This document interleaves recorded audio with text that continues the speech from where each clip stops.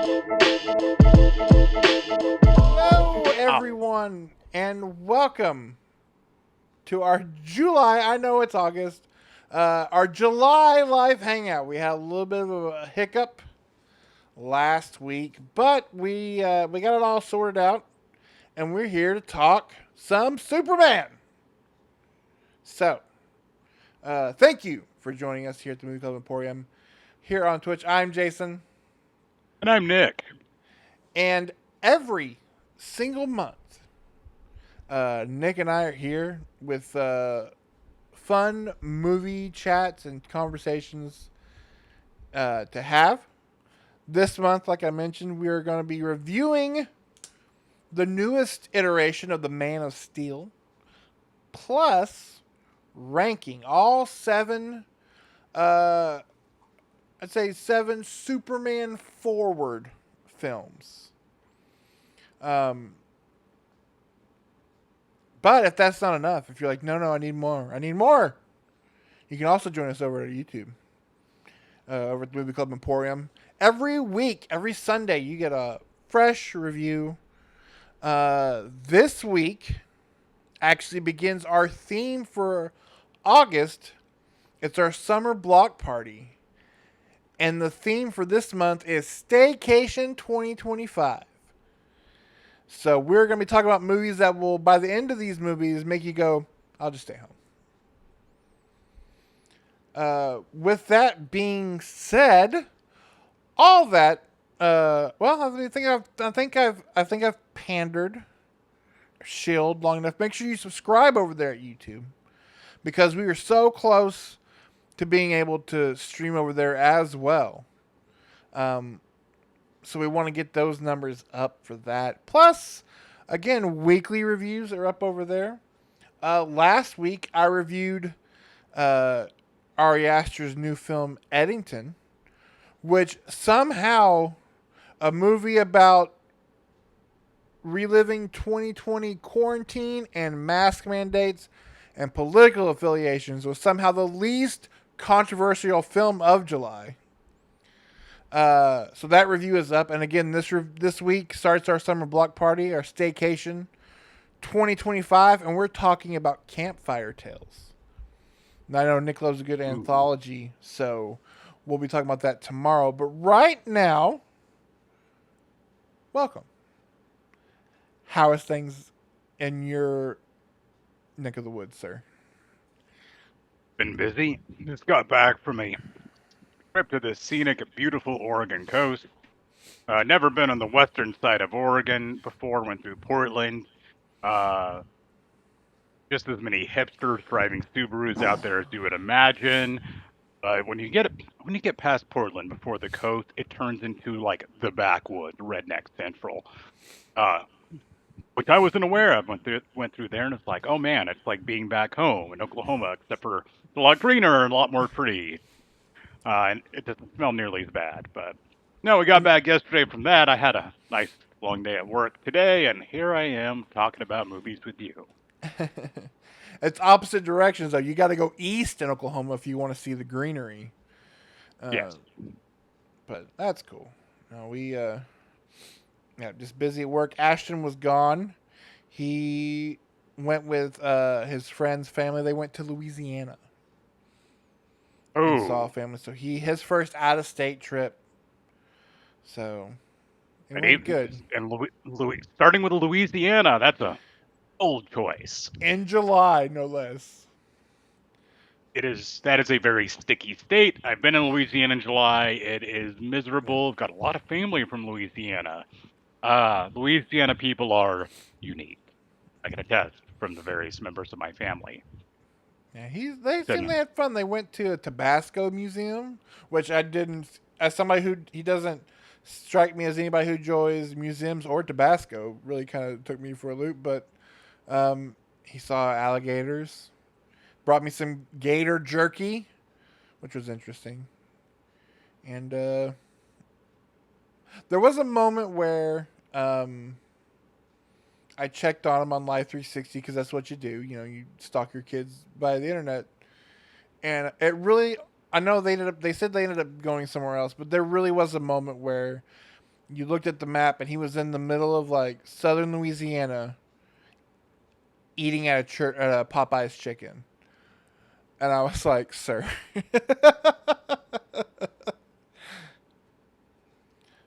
But I guess they were somewhere else over there by that. Anyway, yes, that's right. Today, this month, we are talking about the Big Blue Boy Scout. Um,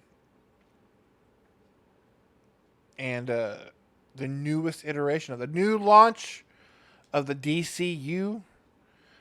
Warner Brothers now, see, 2008 was Iron Man, so uh, 25 would be 17 years later.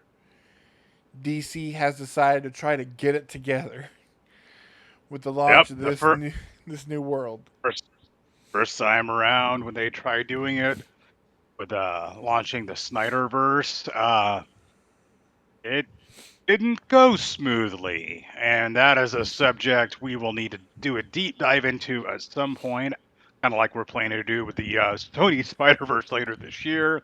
Oh Uh, yes, and we'll talk a little bit about uh, one of the Snyder movies later when we do our power ranking of the live action. I must qualify that Superman yes, movies. yes. Um, but first, I guess we will go ahead and start Superman 2025. Again, this is the launch of the new DCU universe. Chapter 1, Gods and Monsters.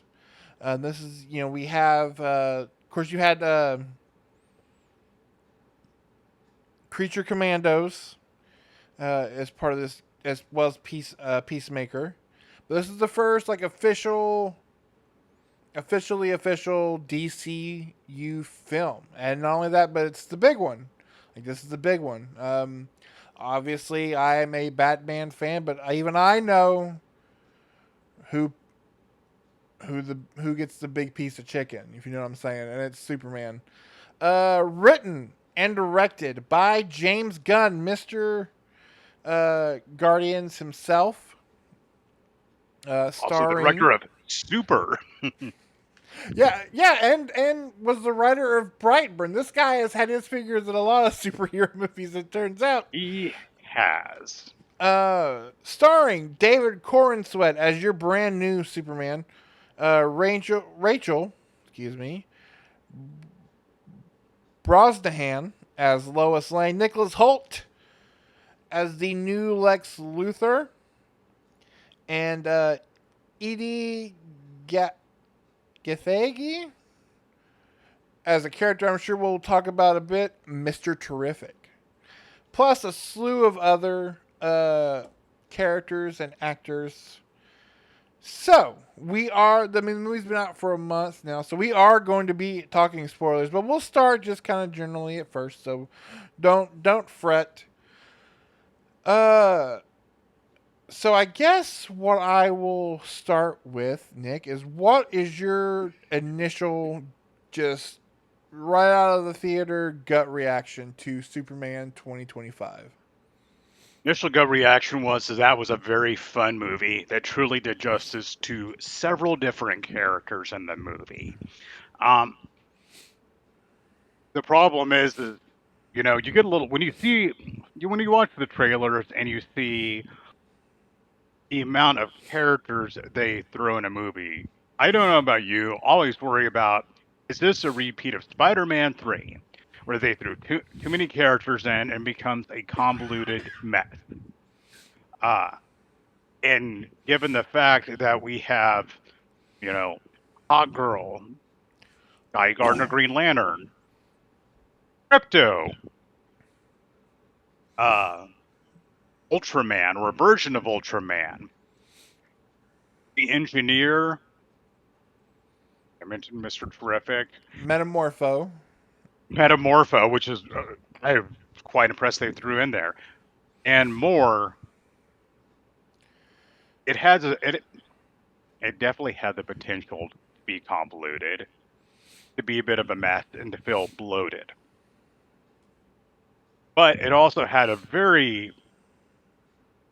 it had to do a lot in one movie because they are launching a universe with this one movie, and so they introduced some characters and set the stage. Do a lot of world building in one movie, and it wasn't like it was Zack Snyder's Justice League, which was over 4 hours long. It had a much more, fairly long but reasonable runtime. And it's like, okay, and they pull this off. My initial reaction when I had the movie theater is they very much pulled it off. How about you? Yeah. So for those who don't know, after whichever one came out last, either Love and Thunder or Quantum Mania, I was very much in need of a break from superhero movies, and so I had purposefully uh, kind of not watched any, with the exception of much later at home, not in the theater, watching Deadpool and Wolverine, and again, kind of being like, yeah, well, let's put we dipped our toe in the water, but I'm not ready to jump back in yet. So, but I knew this was coming. Um, I liked it a lot. Um, and we'll get into the reasons why. I remember it ending and thinking, okay, I like the world we're establishing. I like the tone. For Superman, I like this tone. Um, and at this particular moment, and like again, we'll get into rankings and stuff later. My overall thought was, if you like James Gunn, this is definitely James Gunn's Superman. Very There's much. no, much like Man of Steel is, there's no denying that is a Zack Snyder joint. This is a James Gunn film. Um, but I enjoyed it. I think this is a good Superman. I love the characters. We'll get into that stuff. I will go ahead and get my one major complaint out of the way right now, and it's growing, I guess, on me. I'm not a fan of the S. I know we're referencing the Kingdom Come S. Not a fan of the S. But compared to the internet talk, that is small potatoes to some people's visceral reactions to this movie. I do have a list of stuff that I really loved, but I mean, we'll just kind of get into it. So I'll let you kind of jump back in um, as we start digging into stuff that we like, didn't like. What jumps out first and foremost?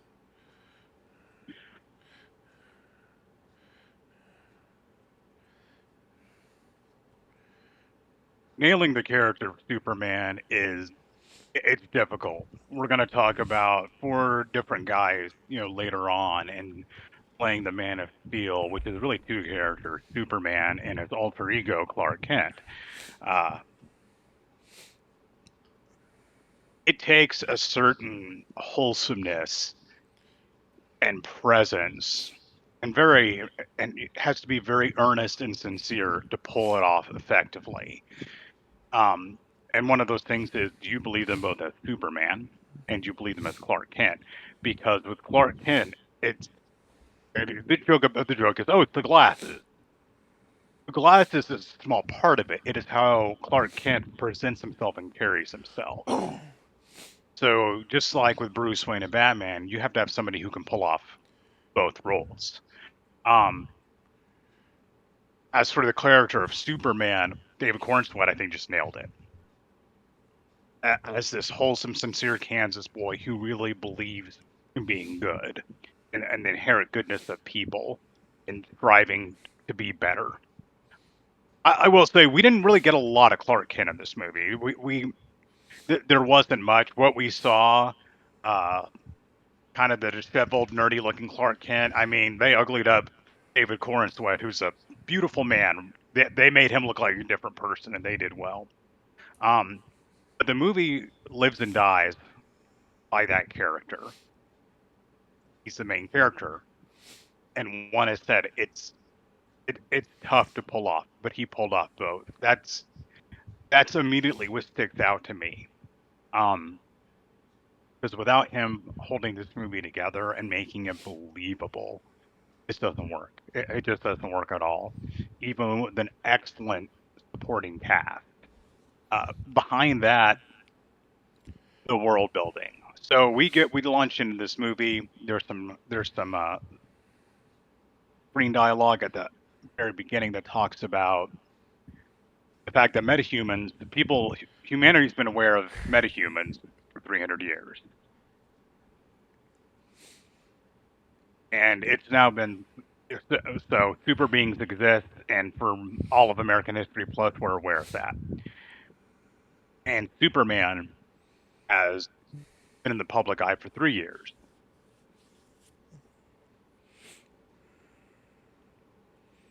That's what I. Sorry, I popped out over. That's exactly what I thought. It was cracking you up. So Superman's been in the public light for 3 years.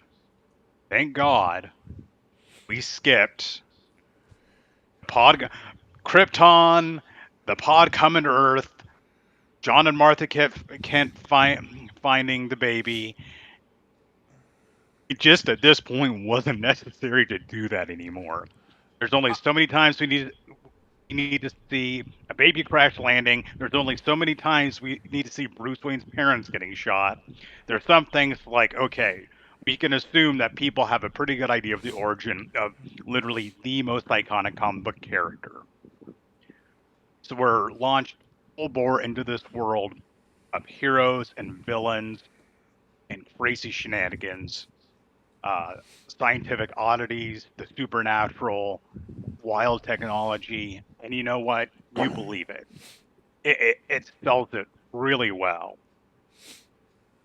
Thank you, James Gunn, for just respecting us enough to just go into it and launch into this story of a somewhat established Superman. Yes, he's still early on in his career as a hero, but he's known, and I appreciate it. Yeah, in 20, thinking back to all the comic book movies that were coming out as we were growing up, I don't need to know how so and so got the tights on. My mother, who could not give less of a crap about any of this, can tell you the origin of Superman. You don't need to show me it again. I don't need to see pearls hitting pavement. I don't need to see Uncle Ben taking a bullet in the gut. I do not need it. I will say what's interesting, and I'd never really thought about it till we were sitting here and talking about it, and it seems to be very specifically, at least in the world of film, because you're absolutely right about the nailing both characters, just both sides of Superman, is that this really seems to only be a DC problem. Marvel, everybody knows Iron Man. Who they don't know who it is. They know who it is. We all know who's Captain America. Thor doesn't have a seat. He's not like, uh, you know, James Thorne by day and Thor by night. It's DC has this problem of having the secret identity conundrum, where you have to find somebody who can play both characters, and there are countless iterations of not only Superman but of Batman, of other characters who we've seen nail one side of that coin and completely bomb at the other. Um, and some that have been able to do both. And I think David Cornsweet does both great. And like you said, we don't get a lot of Clark Kent. We get enough, I think, to just to kind of show you where he is as Superman. We get enough Clark Kent to know where he is mentally as Superman. Um, Talking about parent stuff, not that parent stuff. Um, I kind of want more Ma and Pa Kent, and I'm glad we've kind of cast up. I'm glad they're elderly. Not to elderly where like Pa Kent dies in a foot race, but also Pa Kent's not like, you're gonna be looking at Ma Kent being like, yeah. You know what I mean? Ma And and I Pa like that. Kent don't need to be hot, okay? No, and they're small town farmers from BFE, Kansas. And so when Ma Kent's like talking about the doodazzles and the Jimmy Watts of the internet, and the actor who plays Pa Kent, I fucking love that man in everything he's in. He's so fantastic for an actor, and I want more of Ma and Pa Kent. Like I know there's talk about Jimmy Olsen getting a spinoff. I want like Days on the Farm, Ma and Pa Kent, and then every once in a while, like Superman calls in, like over FaceTime, and like Ma is just like holding the phone to where Superman's looking at the ceiling while they discuss what's going on. And they seem like people from small town Kansas. They have a very small, modest farm. Some of the iterations of Superman are they have this huge farmhouse and this big barn, this beautiful large farm, and Ma and Pa Kent are very attractive. Looking at you, Smallville. Oh, like Um, Pa Ma and Pa Kent, runners of Yellowstone. yes. Uh, and it's just like okay, it made it a lot more believable.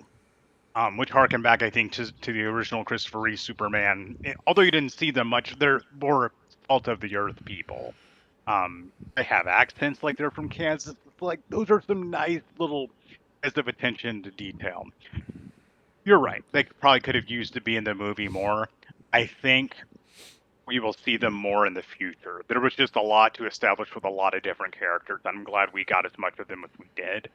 And it wasn't like if they come on and it's like, oh well, and Dad's dead and dies off screen, I don't think that would have worked as well. He So, rides off on a tornado like Pecos Spill. oh, Kevin uh, Costner.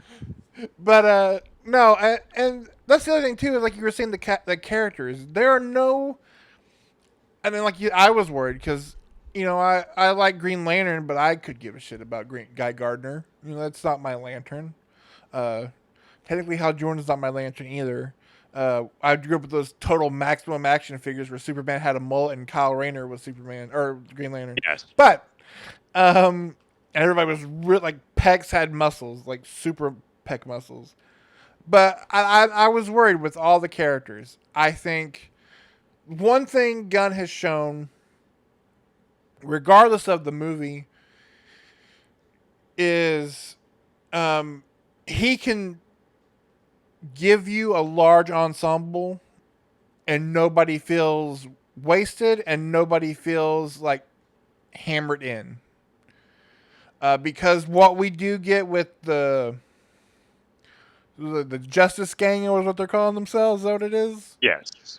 Um, Funded by Maxwell Lord. yeah, which is just a throwaway line that you and I can go, ha ha, but they don't have to be like, and then, of course, children, Maxwell Lord is. Um, and that's the Easter eggy stuff. I'm glad to see Nathan Fillion. I think Nathan Fillion is, for years, Nathan Fillion I thought was perfect for Hal Jordan. I think casting him as Guy Gardner is hilarious. I like that they give him that stupid haircut. I God love you, James Gunn, for having the balls to do that. To bring us Guy Gardner with his stupid bowl cut, played by Nathan Fillion, who's in on the joke and who's just he's a hero, but he's a dick about it. Yeah, Yes. I'll never I forget reading, it's like the death of Superman and seeing Guy Gardner and whatnot, and he's just a doofus with a dumb haircut and just he's very hateable, and they brought him to screen so well. yeah. Metamorpho. They actually, you're like, oh, and Metamorpho, but he actually is a little bit of comic relief based on that actor who is kind of funny. This is like his third now character in the DC world because he was Mr. Zaz on Gotham. Um, Yes. they give you a little bit of more Metamorpho. He's a kind of a comedic character, but he's also there when you need him for stuff. I think if anybody outshines anybody, it's Mr. Terrific, who is we is a character that I'm not that familiar with. And by the end of this movie, I could not get enough of Mr. Terrific. Um, I'm quite familiar with Mr. Terrific from Arrow. Mainly where I've known Mr. Terrific from is from the various DC animated projects, Justice League Unlimited, Mm-hmm. and the criminally underrated, very fun kid show Justice League Action. You get to see a lot of Mr. Terrific, and they couldn't have done any better. They absolutely couldn't have. Of this kind of this absolutely brilliant guy, because he's in the top, like, he's easily in the top 5 people on Earth in the universe in terms of intelligence. Uh, and it's seeing how he carried himself, give him in his comics accurate outfit of the T mask and his jacket, um, which says fair game on it, which is actually in universe. He's a big pro wrestling fan, and that fair play is a pro wrestling reference to his favorite pro wrestler, which I just love. But getting to see him in action in his T spheres, uh, there's a scene in the movie where they're going into on a mission, and you get to see them in action set to music, and it is amazing. They did such a stellar job with him. He's the one that surprised me by just how well they pulled him off. Him to me, him and Jimmy Olsen, because Jimmy Olsen in the old stuff, he was basically Superman's Robin. Like he was supposed to be a kid's entry into this world, and he's just running around snapping pictures in his bow tie. You have him in the old movies where he's just like an adult man, but he's still like G Willikers and all that. Um, you have him very briefly in the Snyderverse, uh, taking a bullet to the dome. But I like this Jimmy Olsen. He is. I mean, he's. Of course, I like this actor because every time I see him, all I can think about is Righteous Gemstones. But he actually plays a pivotal part of this movie without the movie having to stop and be like, and now let's see what Jimmy Olsen's doing. Same with Lois. Like, I really liked this actress as Lois. She gives me just enough like Margot Kidder vibes without it being like, you know, a cover of it, but also being original without just being like, and she's a lady. She's a reporter and a lady. They never make her the damsel in distress in this movie. Um, and I think she had that scene with her and we'll get ready to go into spoilers here. That scene with her and Clark when she's interviewing Superman. Um, I think she's fantastic, and I'm excited to see their relationship um, Um, grow. he she stole a lot of scenes in the movie. I'm familiar with her from my wife watched The Marvelous Mrs. Maisel, and I caught some episodes here and there. Rachel Brosnahan, I believe is her Yeah, name. She's so good. She is so good in this movie as Lois.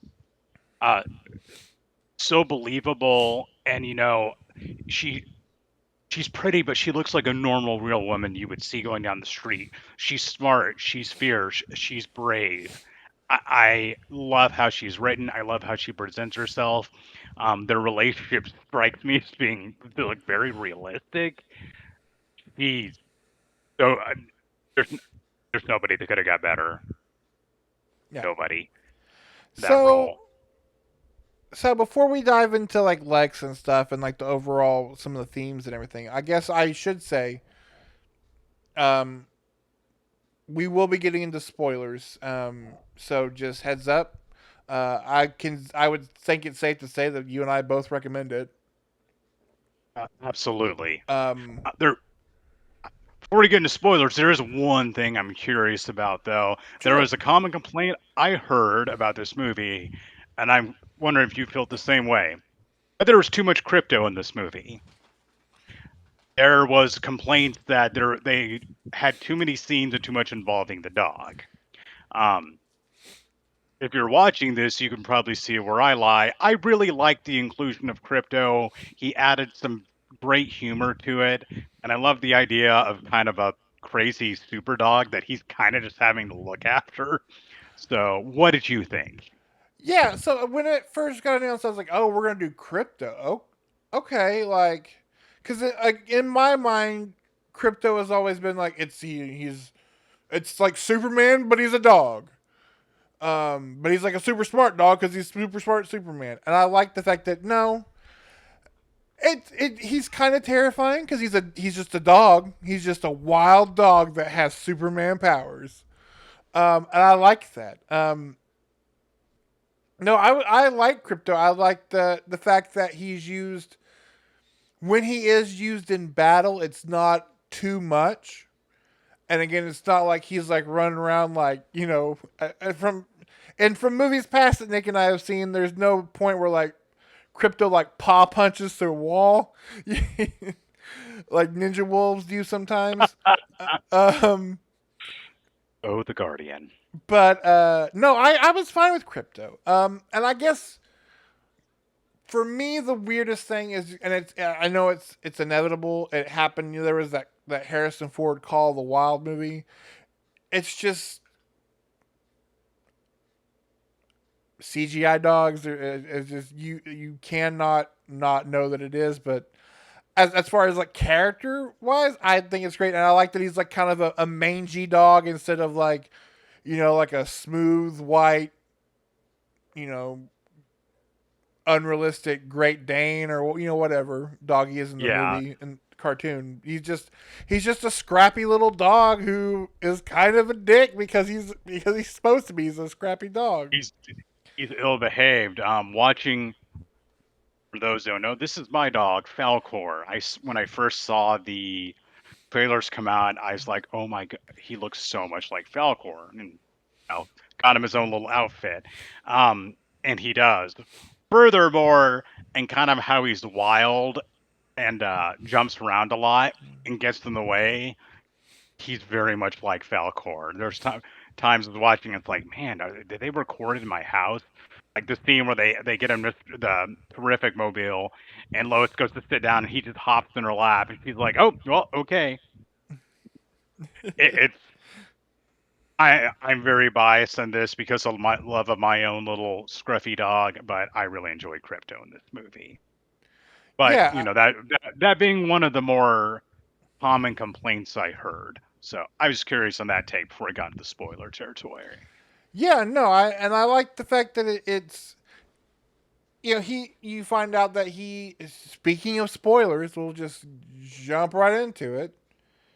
Um, Crypto is not his dog. It is Supergirl's dog. Supergirl is in this world, and I know there was some complaints about Supergirl.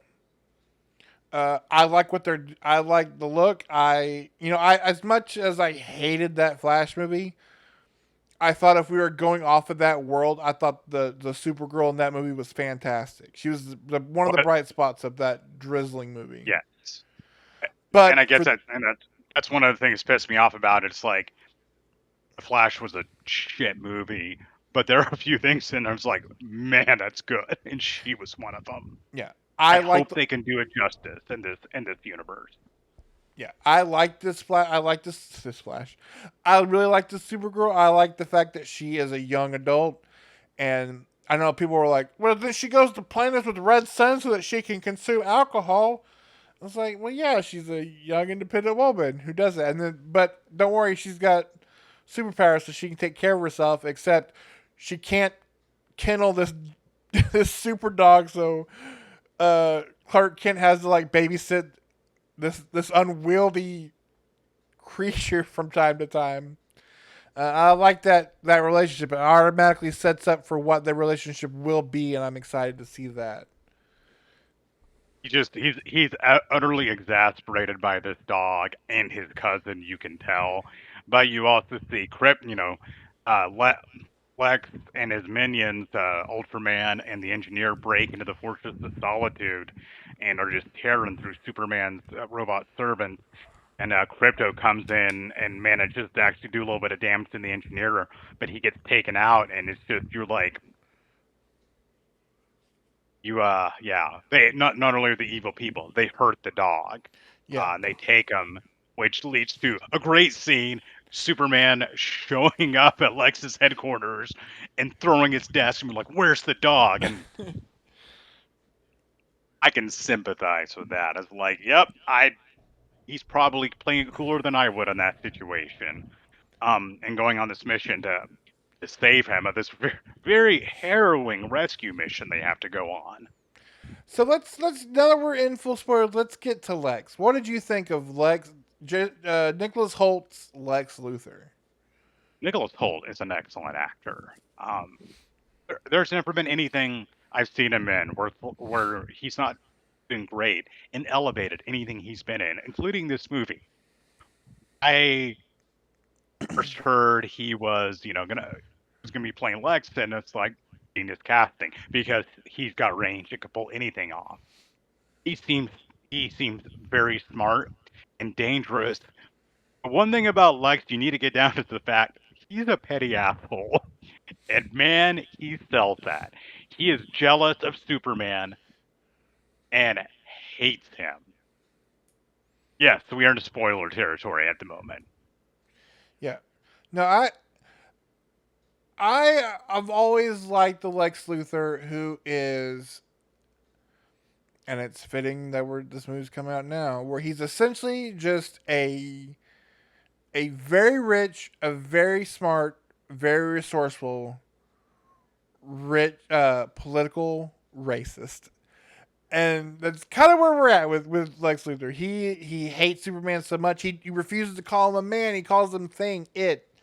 You know, he has this secret prison where he locks up other people who are like Superman, and that to me is one of the things that, yeah. If you want to mute uh, Logan, when I do this, I'll let you know that we're back to non spoilers. Um, and we'll talk about it some more when we do our ranking. Is what's so funny is watching this movie, seeing the discourse online, um, and for whatever reason, Superman, the guy in red underwear movie, was being used as a political pawn.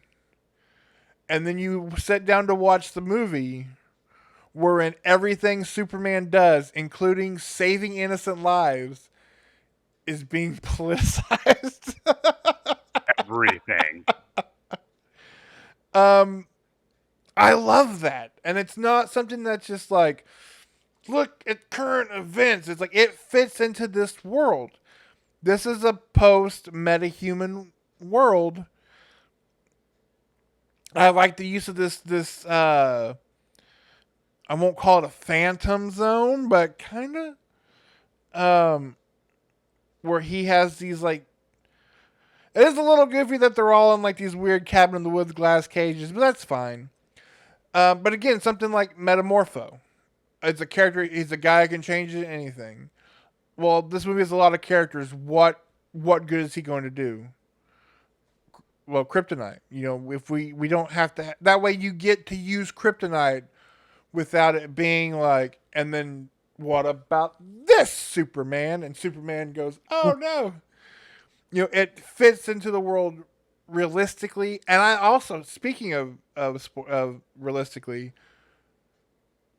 what happens to Superman physically in the presence of kryptonite is freaking awesome. And it's the first time I think it's ever actually kind of really been done. And I am here for it. Like, kryptonite is the one thing that can kill Superman. Being in a room with it shouldn't make him faint. Like, he shouldn't be like, oh Lord, I got the vapors. Like, it should be it should be Chernobyl inside of his cells right now. And I love that for this movie. I love that it does it to him. And he can't immediately just heal like, dude's fucked up. Um but no, going back to Lex, I love the fact that he has this team of hackers that he has to use because he's just a dude. I'm glad they didn't put him in the big green suit. Because you run the risk of like Iron Man territory. Uh, I liked it. A- Yeah, And I I think having Lex in his power suit is something that could come later on. And it yeah. was You good got they didn't do it right out the gate. yeah. You. I've seen people talk about he because of that he seems more whiny and less threatening. I disagree. I think the scene you get where he is the scariest of Lex Luthor's of any of them is the scene where Superman's in that cage and he brings in that just it's just a vendor up the street that Superman saved. And all of a sudden we're in the deer hunter and when Lex blows his brains out, he's like, oh, didn't expect it to happen that early.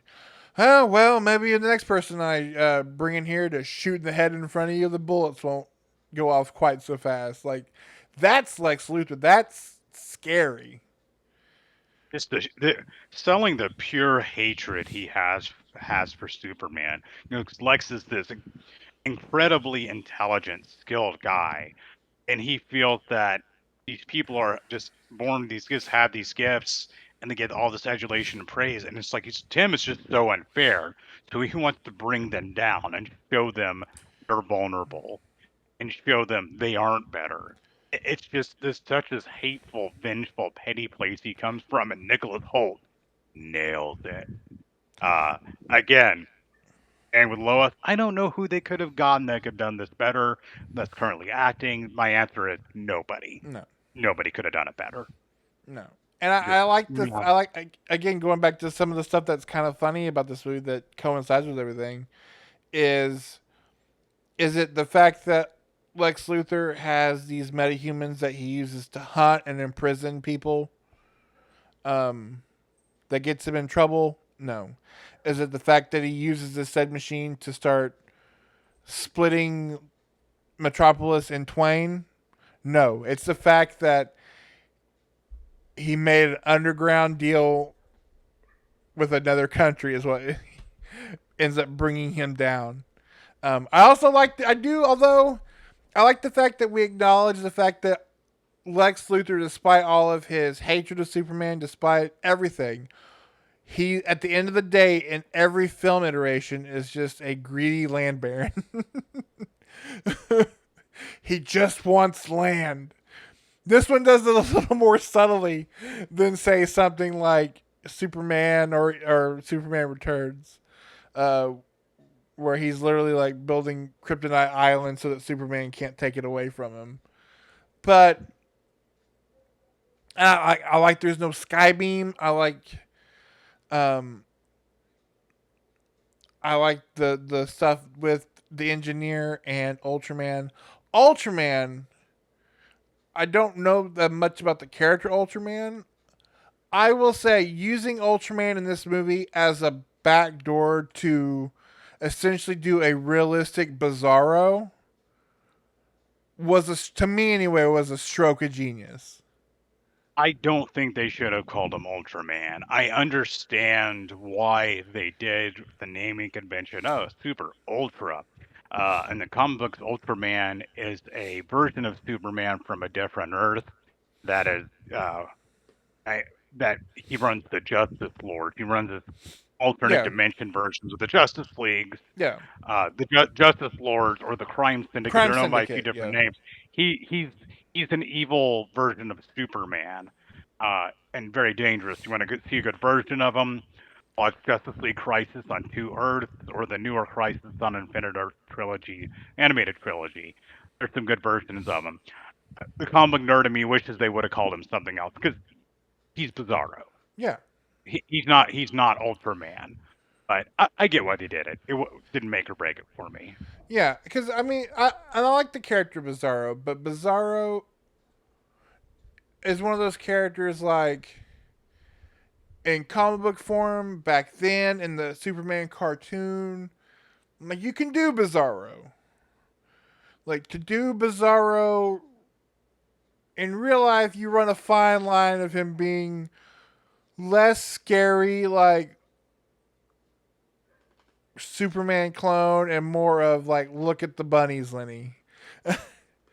So I'm glad that I do like the bait and switch of yeah maybe they could have called them something else, but I do like the fact that at the end of the day it's this version of Bizarro that's kind of cool that they kind of give you that. And who's to say there's not another Ultraman, and that's just what Lex called him because whatever. I wasn't familiar with the engineer, but by the end of this movie, I thought, what a fantastic character. And I think her abilities are fantastic in this movie. The way they utilize it in the film is fantastic. The scene where she's literally splitting into nanobites to choke the life out of Superman is harrowing. It, very cool use of her power. Actually, another one, I wasn't really familiar with the character of the engineer, but they made her seem legitimately dangerous. And the creativity of which she used her ability with nanobots of being able to basically reform her body.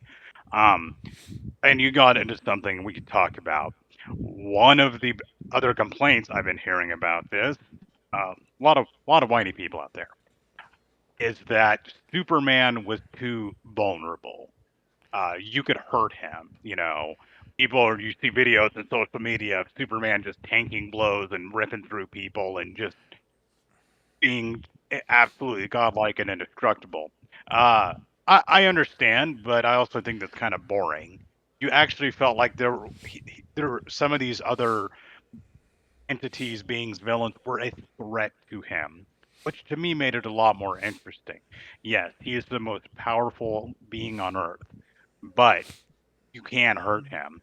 In the beginning of the movie, it talks about how for the first time since he's gone public, he was beaten in a fight by the Hammer of Bravia, which of course turns out to be Ultraman.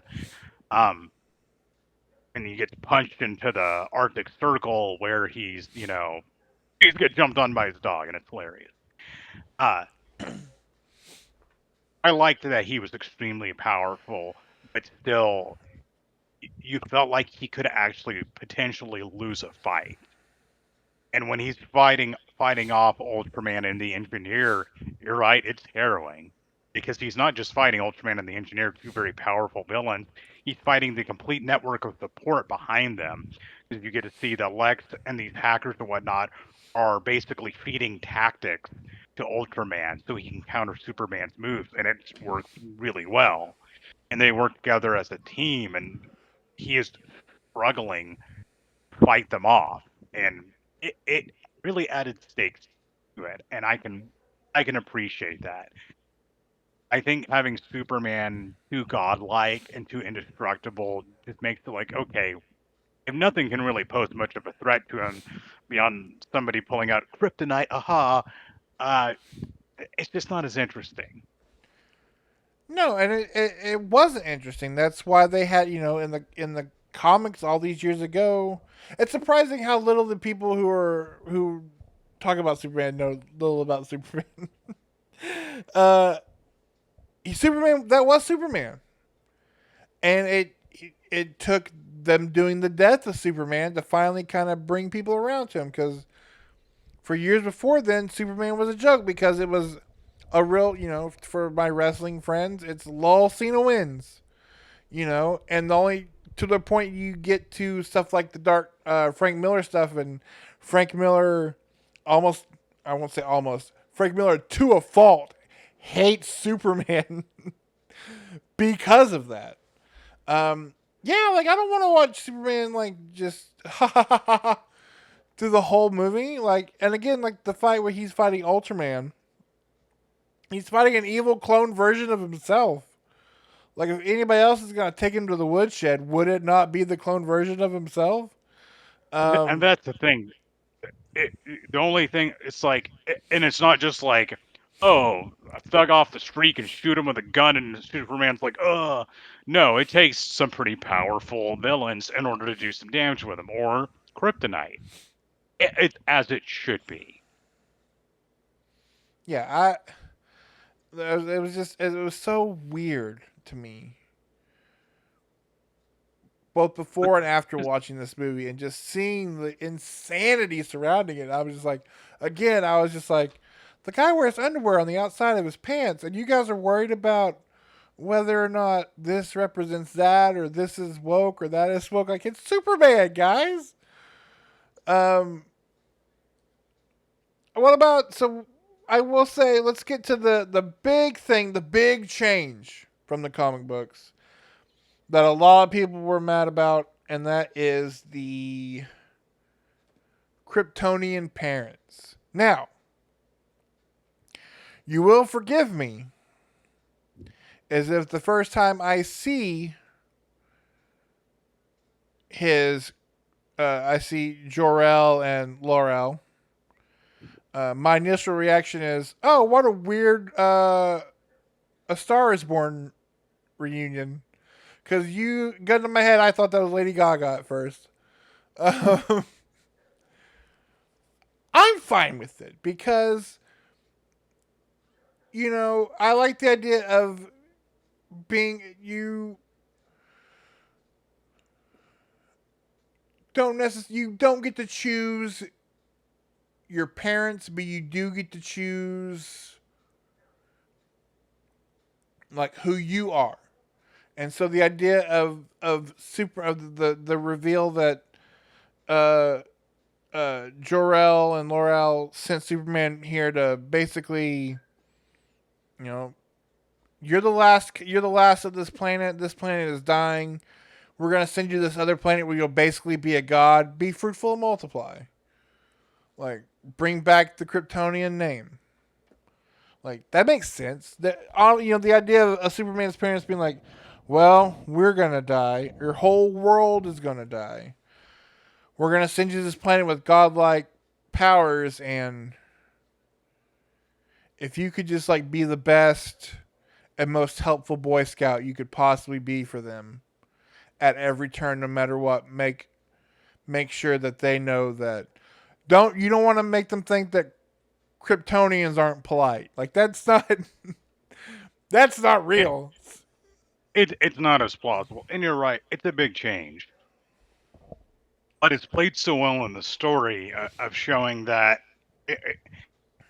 because he has this message from them that's this piece of this message, and it means so much to him to the point where if he's healing up, he plays it because it brings him comfort. Um, and the change at the end to that video of his parents that brings him comfort is so sweet and wholesome, and you get to see that this dream of why he thought he was there. It's like the mission he thought he was on. It doesn't define him. He stays true to his principles of who he is, of being Yeah. a good man. And despite the fact he's thrown this huge curveball, he sticks with it. And I find the way this presented and how he handles it inspirational, as corny as that sounds. He could have let it shatter him. He could have let it be better, but he didn't. He found the good in himself and his parents who raised him and humanity, and did better and moved on and determined to not let this completely wreck everything he's built. I really like that.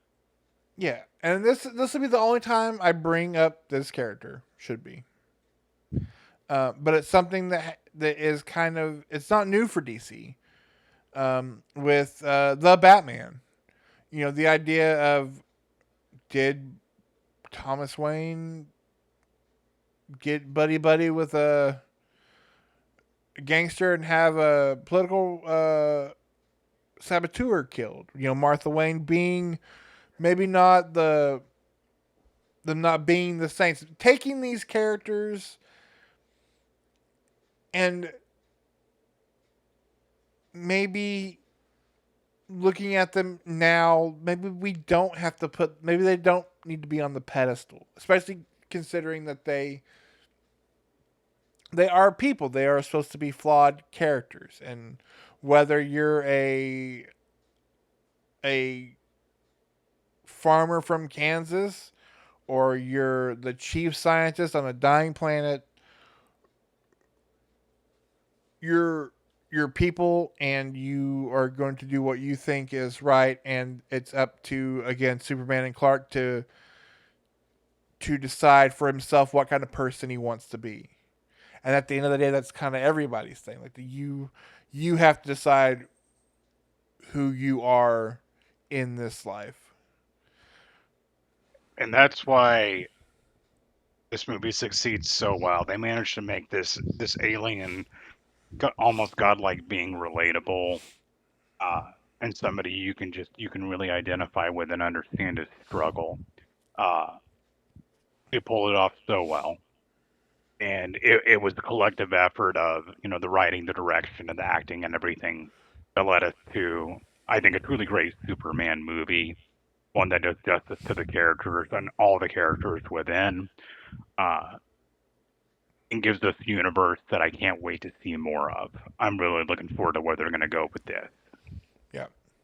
I can't remember what's. Is it Supergirl? I guess is going to be the next movie. I And then we believe get so. the Lanterns television series. And then still with Brave and the. That, to me, that's going to be the tell, is what we've set up Superman in this world. We are on record as saying Pattinson's Batman is not this Batman. So if this is our Superman, what does this world's Batman look like?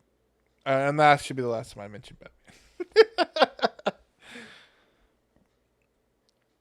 But yeah, no, I again not having done a superhero movie in a long time, I was over the moon with how much I liked this movie. Um, especially given going into it, not hearing specifics, but just seeing the overall like cantankerous division. uh, And they made it. This is a fun movie. yeah, They had fun with it.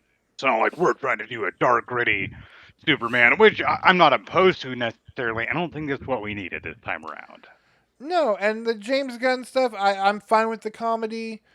Um, it might be a little. We probably could have toned the robots down just a scooch, just a scooch. But I love Alan Tudyk, so I was fine with him being a snarky, like almost French maitre d' of a waiter, uh, robot. Um, I know that the James Gunn thing is the needle drops. Unlike Guardians, there's only two really in this movie. I think they're both played perfectly. To pull out that Iggy Pop song at the end was just like, wow, chef's kiss. And that beautiful line of Superman being like, she's like, but doing whatever is not punk rock. And he's like, oh, it's kind of, today's society, it kind of is punk rock, Miss Slade. And then to call back with that song, I was like, that's brilliant.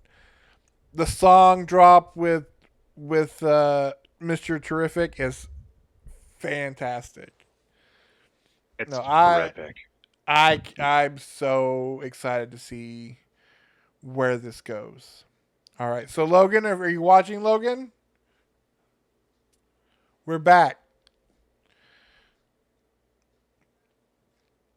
So that is I shot him a text. no more spoilers. Just check Except for out. this one, no.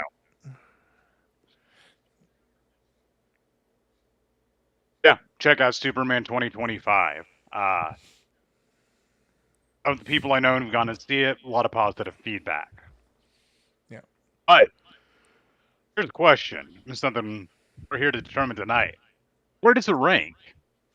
We've had we've taken a look at 7 Superman movies. We have the Christopher Reeve Superman 1 through 4, Superman Returns with Brandon Routh, Man of Steel, the good old Zack Snyder movie, and of course James Gunn Superman. Very Before different, very I was gonna, different takes. Go ahead. yeah.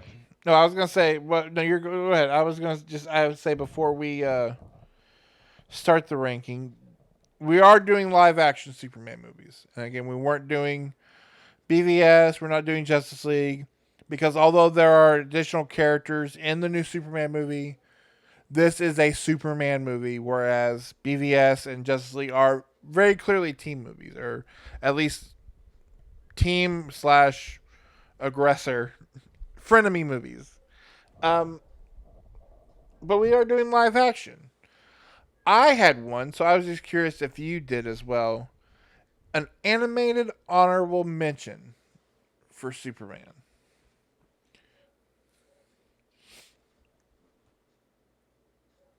There's a lot to draw from. One that comes to mind that I really like is Superman versus the Elite.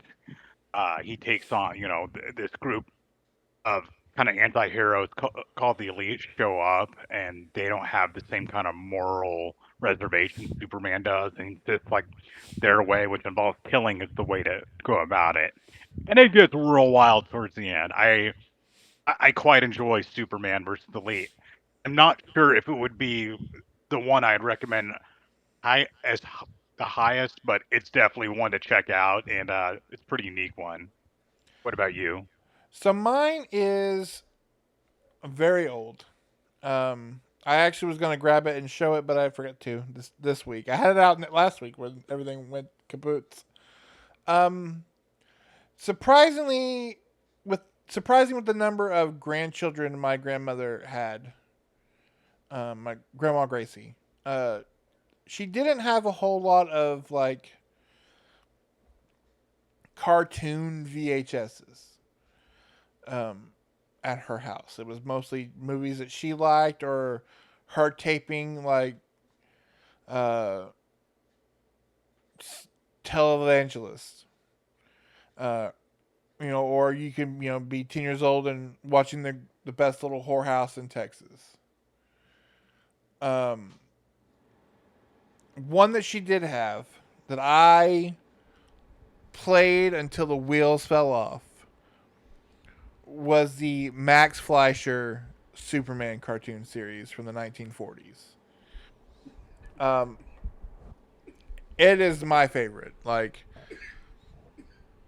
I think the animation in uh those shorts, I think you can put up anything today. They released it on Blu-ray. It looks fantastic.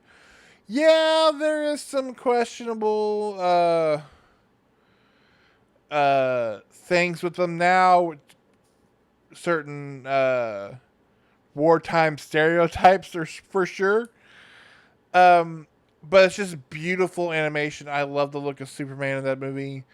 Those cartoons. How many times can you watch Superman punch a laser beam being shot by a mad scientist or fighting giant come back to life mummies? It's just beautiful, beautiful 1940s hand drawn animation. It has this killer score, great vocals. It's just a really fun, nostalgic watch, especially if you're really into old cartoons. Those had such beautiful animation that I think still holds up well. Looked up a few Superman animated movies. There's two, sort of three I'd recommend.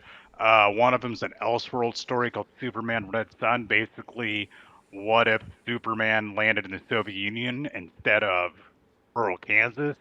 No. Uh, Interesting, very well done. And I lump these two into one because there's actually a version cut together. That's the death of Superman and Reign of the Supermen Mm-hmm. from the DC animated universe.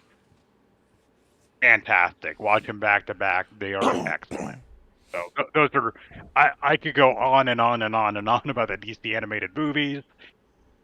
Those are the ones we'll throw out there. Very, very much worth watching. Yeah. I guess before we get this ring, I will also mention uh 28 dunks later. I liked Be right the back. new. Yeah. Well, so with you stepping out, I'll sit here and we'll talk to chat now. Logan, I will say first and foremost, um, it's not all S's, Logan. Just the new Superman S logo. But because of that sass, next month all we're talking about are Gator movies. So enjoy September. Um,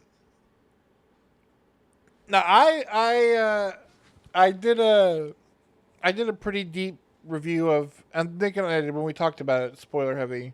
A review for 28 years later. I do think it doesn't quite. It's a movie that to me succeeds despite of it in spite of itself. It wasn't necessary. And coming back to those movies when we did them, I realized I did not like 28 months later.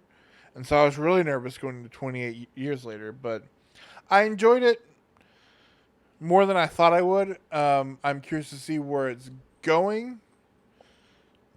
Even now, though, it's so funny watching the trailers because it's now hit digital, and all the scenes that they're showing are the scenes from like the beginning of the movie. Yes. Because it is a very Also, they, different movie than you expect. yes, and to put it this way, you could put yakety sax over the end of it and would it completely fit. And So why do not? It's that British. information what you will. So Why not? It's British. yes, So, I did apologize to Logan. I did not about not hating all S's, just the new Superman S logo. Not a fan of it. But because of his sass for September, we're doing nothing but Gator and Reptile movies. that's it. Nothing but Nothing but alligator, alligator two, crocodile, Gator bait, gator people. Yes, Hiss. curse two, the one where the guy's arm turns into a snake. Yeah. Just for you, Logan. Just for you. Our That one very own Tales from the Crypt Superman. episode where that guy gets the dragon tattoo and it comes out of his skin. Yeah, the girl with the dragon tattoo. No, that's not it, is it? Never mind. No, that's a The guy different. with the dragon tattoo. Yeah. Uh, any other lizard people? Lizard, Gizzard, and the Wizard, or whatever that band is called? B, B the final battle. B the series. B Yeah. the remake. See, Yes. this is an endless well we can go down. Yeah. Don't mess with the bull, you'll get the gator horns. Yes, because gators definitely have horns. We will talk. Well, let's jump into some rankings here, but I do. We will discuss that uh, for sure. Um, I've seen some interviews with said people, and so I will hopefully give you some mind at ease here when we get finished up. But first, let's rank these Supermen. So we're going 7 to 1, with our number one being the best. Clearly. Um, so would you or I like to start? Oh, I've been real curious about these rankings. My rankings took some unexpected turns. I will have some very likely controversial picks. Um, I'm really curious what our number seven is. My number seven was a movie that didn't entertain me. It bored me to tears, and I kept on looking at my watch over and over and over and over and over. I don't kid you. You could have taken about 45 minutes out of Superman Returns, and you never would have missed it, in my opinion. It's pretty in spots. Don't get me wrong. It has some beautiful spots. It is so bloated and overlong, especially the last half of the movie. I just wasn't entertained. This is the first time I'd watched Superman Returns in 15 or 16 years, and it'll be a very long time if ever if I watch it again because it's drab, boring, and sucked all of the fun out of Superman. I also thought Brandon Routh was very stiff as Superman. That's my number seven. So when it comes to my number seven, the bottom of the barrel, I can tell you, I'm not sure um, what special it was on, but the best part of number seven is listening to Kevin Smith in a Q&A talk about how terrible it is, and that is 2006's Superman Returns. Yes. This is a movie where Superman doesn't throw a punch. Um, and are you? He just spends the whole movie in his own CW drama, and the highlight is now watching Kevin Spacey like stick it in and break it off in Superman's back on Kryp- Kryptonite Island. Um, this I don't. When rewatching it, I just remember thinking this, despite the monster that made it, that monster made X-Men and X-Men 2, and then went on to make Days of Futures Past. How would you go from that to be like, I'm gonna make a Superman movie, and then make the most boring Superman movie absolutely possible? There's so many scenes that just go on, like, oh, there's kryptonite on the island. Then you get to see henchmen beating the shit out of Superman and drowning him in and it goes on and on and on. You're like, oh, it's terrible seeing Superman like this. I'm like, why is this scene going 3 minutes later? I think that scene lasts like 5 minutes. Yeah, And just Superman, it's like, oh, we're escaping the island. Nope, we're going back. It drags and drags and drags. So Brie, my wife, watched all these movies with me. And she pointed out that in Superman Returns, you have a part of a lot of movies where you'll have this point where it slows down for dramatic emphasis. And she pointed out that that happens continuously through this movie where they slow down for dramatic emphasis. And the dramatic emphasis is 10 times longer than it needs to be. Uh, I truly hate this movie. And yes, there's some actually beautiful visuals, but it's just so much bullshit. Nobody's cast well in this movie. Kevin Spacey is a lousy Lex Luthor. Kate Bosworth isn't really believable as Lois Lane, and Brandon Routh is a handsome plank of wood with some blue contacts that I find really off-putting. His, his super blue contacts are distracting in this movie. I don't buy him as Superman. I don't buy him as Clark Kent. This movie fucking sucks, and I hate it. yeah, no, It's, and I'm sorry for as much shit as people talk about some of the first like 3 and 4 in the first 4 movies. I'm sorry, they're way more entertaining than this. no. Hated it. This is the worst. Yeah, it's. I know a lot of people were happy to see Brandon Routh kind of get a second shot in that Arrowverse with the Kingdom Come Superman, and that's fine. I did not see it. I had fallen out of Arrow long before then. It's Um, underwhelming, I'll tell you. It's that the whole thing. Yeah, but the idea of this just being a love letter to Dick Donner's Superman, and yet at what part of this screams Dick Donner's Superman? and this is supposed to be a direct follow up to Superman 2, completely bypassing the events of Superman 3 and 4. I think doing that anyway was a dumb idea instead of just rebooting it. I think it was a terrible idea anyway, and they made it so much worse by having this utter bullshit 2.5 hour movie.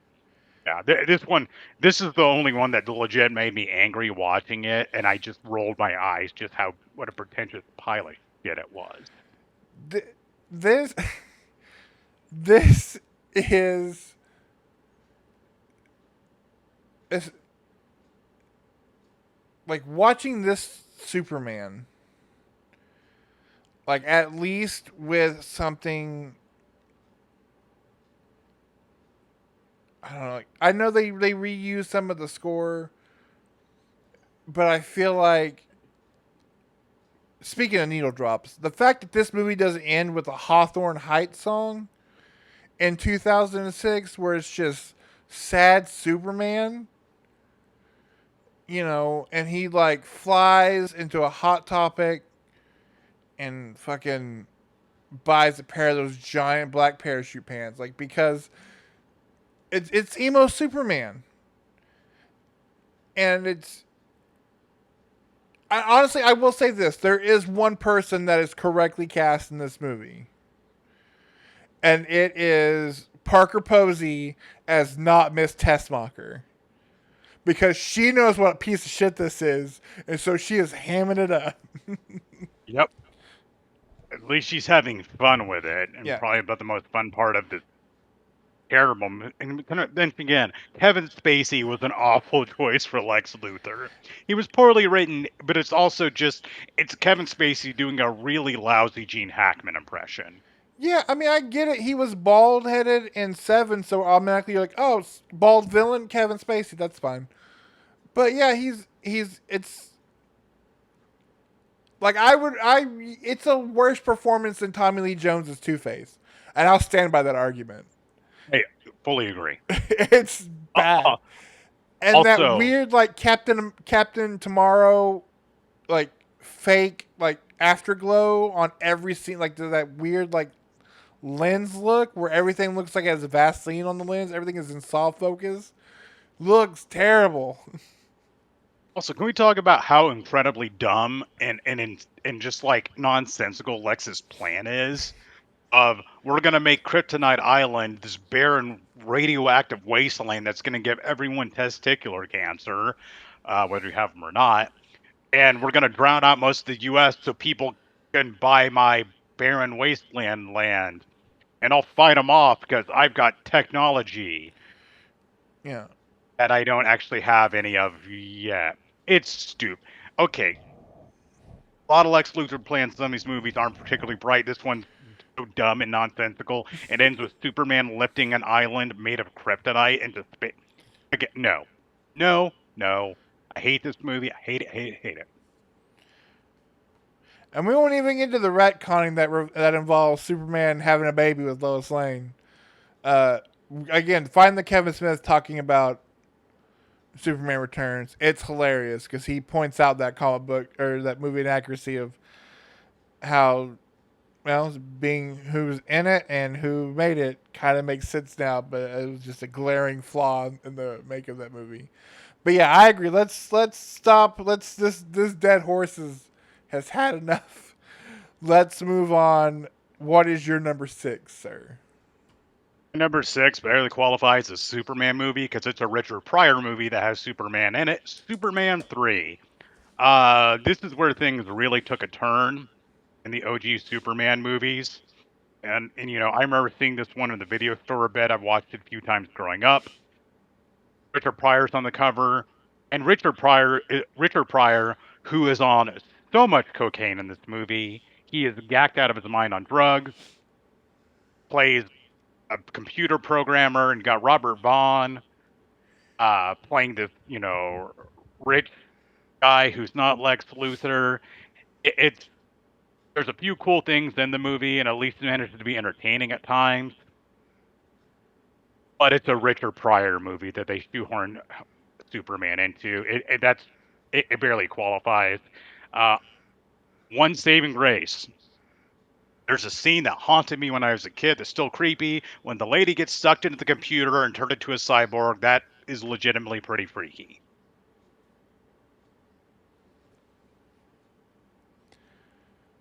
My number 6 is Richard Pryor, the movie featuring Superman. Like I figured so. it is. It's 100%. This is a Richard Pryor movie that Superman shows up in, and the way they make up for it is try to give you two Superman. Um, if nothing else, this movie gives me the great shot of angry Superman belting whiskey, and you've got Robert Vaughn as Timu Lex Luthor. Um, they tried it. They didn't want to pay Margot Kidder, so they bring in Lana Lang, which is a bright spot because freaking 1980s Annette O'Toole, yes please. But Oh, other than that, Annette O'Toole is a bright spot in this movie. She's adorable. Of course, she went on to play Martha Kent in the Smallville show, which is a little creepy now that I think about it. She's adorable. I think you do get some good Clark Kent in this movie, which I can appreciate. The whole thing about the good versus evil Superman fight, I kind of did enjoy. Um, I just wish it had been more of a straight up Superman movie instead of a coke out of his gourd Richard Pryor movie. Because his stuff is real lame, Like really lame. It's not even funny, Richard Pryor. it literally it would be if like Black Adam 2 was like The Rock is Black Adam in it sometimes, but then the rest of the movie is just like a Kevin Hall comedy, and then like The Rock is there as well because Kevin Hall is in it, and he's just like, "This is my tall friend, Black Adam." It's it's you get to see where really went wrong behind the scenes. Christopher Reeve was not a fan of this movie. He really didn't like the direction it went. I can get behind it. His feelings on this and why he's like, okay, I'm done after this. Although he did another one. So Superman 3 is super lame. What's your number 5? Oh, we're gonna switch it up here because we, again, I promise you, we did not make these up. Number 5, it's kind of obligated to be at number 5, just from a technical standpoint. Even though this may be the one I've seen the most growing up as a kid, because it was on TV all the time. Uh, it's Superman 4. I do have a soft spot for this movie. Again, it was the one that was always on TV. Uh, I love the cocaine-ness of this movie, the canon cocaine of this movie. Uh, the fact that they got some male model, they got him press on fingernails, and they overdubbed him like Vigo style with Gene Hackman is hilarious to me. You've got uh, uh, John Cryer running around, uh, playing like every character from the Brat Pack, like vomited into like a meatball machine. Uh, you do get the hubris of Christopher Reeves to be like, "Oh, I'll do one," but God damn it, we're gonna say something. And it's just a weird Superman fights Nuclear Man. They have that scene on the moon that I love. It even though it ends goofy with him literally punching him into the moon. Uh, the weird like birthing of Nuclear Man. There's just a lot of cocaine in this movie that I enjoy. Them just being like, "Oh, this will be fine," but like in good conscience, I cannot put it higher than 5. I Since we're bouncing around a bit in the interest of talking about Superman 4, this is where we diverge. Superman: The Quest for Peace is my number 4. And we'll go ahead and talk about that while we're on the subject. This is the one out of all of them that really surprised me because you think of any Superman movies, you think of Superman 4: The Quest for Peace, this preachy movie. However, I think this is way better than people give it credit for. I think it's actually a really solid Superman movie, dealing with things like the personal moral struggles of Superman. He gets this letter from the kid.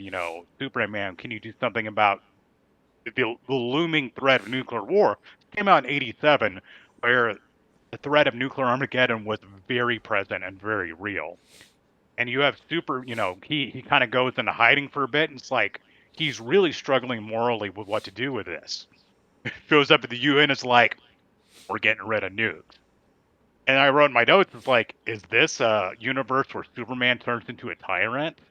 Um, it, it's an interesting moral question. What should he do? Should he just ignore nations' autonomy and throw nukes into space? Uh, the power of acting from that. If you get to see, it's like because the arms dealers try bringing it back with a vengeance whenever Superman leaves the picture. Uh, I think the fights with Nuclear Man are actually really good. There's some really well done fights. Controversially, I think they're actually better done than the fights in Superman 2. You really think Nuclear Man's legitimately a threat? Yes, he's cheesy, but the fights are cool. You feel like there's some actual stakes. Uh, Part where he picks up the Statue of Liberty is awesome. Uh, I like John Cryer in this movie. It's a fun movie. This was a very personal project for Christopher Reeve because he felt so strongly about the threat of nuclear war. After Superman 3, he did not want to come back. But one of the things was like, okay, we need to put this message in the movie. It's a little preachy, but it works. I think I I'm a shill for Superman 4: The Quest for Peace. I think it gets a bad rap, and it shouldn't. Um, I will say the most unrealistic part of Superman 4 is the fact that not that Superman got every world leader to give up their nukes, but that then he had them all join together to build the world's largest garbage bag to put them all yeah, in to take him into space. which him, like you get petty Superman, like Clark's in the gym, and this gym bro's messing with him, so he takes the weights and throws it at him, and the dude falls on the floor. Like you get to, this is the one out of the first four where you like get to see Superman like really humanize the most. I am I like I thought the same thing. It's like I thoroughly enjoyed it, especially you watch it back to back with three. It's I think way better than three, way Yeah. better. Uh, yeah. Although this is, I'm put this in the notes. And the first four Superman movies, they really kind of do what they want to. They just kind of make up powers for him. Like this one in rebuilding the Great Wall of China with his vision that he can just do construction. But that's something that happens in all four of the first four movies, so I can excuse it. I I really enjoy the Quest for Peace. I think people need to revisit it. But moving on, that was my number four. I'll go ahead and segue into my number five. Uh, Superman 2 got my number five spot. A lot of people consider Superman 2 to be the best of the original four. I enjoyed it. I just don't think it's held up as well. I really like General Zod in it. Uh, I like Ursa as the female villain. I quite enjoyed it. I just, the thing about Superman giving up his power seems like it happens way too easily, and it's also thrown out way too easily. I enjoyed it. I enjoyed Superman too. I don't think it's a bad movie. I think it's pretty decent. It just surprisingly winded up liking Superman 4 better. Still, I you get Christopher Reeve, who just absolutely nails it as Superman. Uh, and their his evolving relationship with Margot Kidder as Lois Lane, and I mean Terrence Stamp as General Zod is just iconic. So I went on my number. So that's my number five. Superman: The Quest for Peace is my number four. What's your we'll number four? we'll continue right on because my number 4 is Superman 2. I think what puts it over for me is it are the Kryptonians. It's Zod and Ursa. To me, are just a little bit better villain than I said Meteor Man. What a movie, Nuclear Man. The Um, crossover I want to see. right, because yeah, like I know a lot of people like goat this one. It's fine. Um, I this is one I watched. I've seen the Lester cut a bunch, so I decided to watch the Donner cut because everybody praises the Donner cut, and I know that amazingly with something say like Blade Runner or Justice League to keep it on topic, getting a director's cut does so much to make the movie better. I kind of hate the Donner cut of this movie. It's so slow. And I because of the him not having an ending because he gets fired from the making and simultaneously, you just get the same ending twice. I which I'm glad I didn't watch the Donner cut. I forgot it existed until afterwards. Like I should have watched the Donner cut. Um I guess it's good I watched the original cut. I think in the original cut it was plenty long. I enjoyed. I mean, this thing. It's a fun movie. Yeah. It is. And General Zod, Terrence Stamp just steals the scene. Fights are cool. Uh, funny. Bree was noticing my lack of notes for a Superman movie because my only notes were "kicking the dick?" question mark.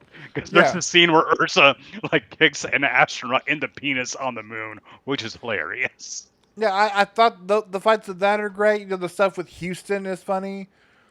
It's just for this one to get all the praise that it gets, I'm just like, well, I mean, and it could be just be again. I like the Lester cut better than the Donner cut at least, but it's just like, I mean, I love Gene Hackman. I love Gene Hackman's Lex Luthor. He's wholly unneeded in this movie. There are several scenes between Christopher Reeves and Terrence Stamp where Gene Hackman's just like in the background, just kind of in the way as a character. He's shoehorned into this movie. I can understand why they threw him in there. Didn't really need to be, but hey, Yeah. what you gonna do? It's a fine follow up, but it's one of those ones where I'm just like, I'll never watch the Donner cut again. If I go back to Superman 2, it will purely be the theatrical cut. And again, I'm really gonna go back for it for Zod and Ursa. And yes, uh, Richard Donner directed all four of the original Lethal Weapons. Oh, I thought it was Uh, just 1 and 2. I was wrong. I think he directed all four. You're probably right. I'm just looking at Because I Wikipedia as want we they said speak. because there is talk of the fifth one that Gibson is directing, and it'll be the first one that Donner didn't direct, I think. Yes, he directed all 4 Lethal Weapon movies, And The along with Omen. Maverick and Assassins and Conspiracy Theory and Screwed. Man, he directed some bangers. Yeah. He's awesome. Um, moving on. Now, the stressing that this isn't my objective list of what I think objectively are the best movies, because I would put my number 3 higher than my number 2. Just talking about, I think, objectively good movies. It's the original Superman from 1978 with Christopher Reeve. Uh, in the lead up to the movie, they kept on saying, "You will believe a man can fly," and Christopher Reeve makes you believe in Superman. And I think we have some great Supermen, some great actors to play Superman, but to me, Christopher Reeves is the most iconic. He looks the part. This 6'4", blue-eyed, square-jawed, dark-haired, all American guy, and just the way he carries himself and the sincerity of truth and justice in the American way. And he has a great foil on Gene Hackman as Lex Luthor and his wild schemes. Margot Kidder as Lois Lane. It's just the romance and their chemistry is again iconic. Uh, but I find Christopher Reeve's portrayal so real, so earnest, and to me, just the definition of what Superman and what Clark Kent should be. Especially, it's just like he plays both roles so well, and the way he carries himself as Clark Kent is so completely unlike how he carries himself as Superman. It is getting that separation of the characters he does perfectly, because in the same scene, it'll be Superman that'll switch into Jeepers Clark Kent and just being awkward and tripping over things and pushing up his glasses. I think it's a wonderful movie, and I loved watching it again. I truly enjoyed it. So now, yeah, this is where things will get fun. My number 3, and like you said, this is kind of where we're at. I will say this. I could see this next movie fluctuating the more I'm with it because after one viewing, my number 3 is the new is Superman 25. Like you said, a part of everything. I think that it's probably one of the most comic accurate versions of Superman. Um, it's a Superman that a Superman movie that kind of gave me everything I wanted from a Superman movie without, outside of, a little bit of Batman. But no, I mean, we went so far as to praise the movie. I think it's a fantastic movie, and for me to come out of the gate and to be top three all time in this franchise, for lack of a better word. And again, it has nowhere to go but up because this is after one viewing. So if nothing else tells you how I feel about the new Superman movie, it should be that it's my number three. I will quantify this about my number three. I would say, if I'm saying objectively, I think the original Superman is objectively the best movie. I'll say that right out the gate. Um, and just a matter of which ones I prefer. I love all the ones in my top three. I think they're all great and worth watching. My number two, this will leave no mystery. My number two is Man of Steel. This one felt the most different from the rest of them. This is Zack Snyder's vision. You have Henry Cavill playing both Clark Kent and Superman quite a bit differently than anybody else plays them. Uh, it, a lot of people did not care for this depiction of Superman. They thought things were too dark, too too gritty, and it's prime Zack Snyder. It's dark, it's gritty, it's rough, it's violent. Um, it's not as cheery and hopeful. Although I think there's more of that hope in this movie than people give it credit for. I think the beginning part of Krypton is excellent. I think they did such a great job. I think Russell Crowe, in my opinion, is the best Jor-El. I love him as Jor-El. I think he did a just inspired casting. Uh, Michael Shannon as General Zod brings such an intensity and ferocity to the role. He feels every scene he's in. And just there's a scene where he's talking to the hologram of Jor-El, and he's like wants to make sure it's like I am going to rip the codex from his bone, as like from his body, and build a new Krypton on his bones. It's like he is a malicious person and a true threat. Uh, I think it's got some awesome action scenes in it. Awesome collection of action scenes, especially the fights towards the end. But I understand why people have an issue with it, with this take on Superman. I get it. It's quite different. I will never try to sell anybody if they don't feel like this is a very faithful adaptation to Superman. Because I'd say out of all of them, it's probably the least comic accurate adaptation of Superman. But I really liked that they did something different. I enjoyed it. So we didn't bring it. We didn't bring it up during the actual Superman review, so I'll bring it up now. The three main iterations of Superman, because we don't count Superman Returns. Superman 78, Man of Steel, Superman 2025. What all these movies do, whether they're meant to or not, um, is they capture the zeitgeist of what the particular world that movie is born into is.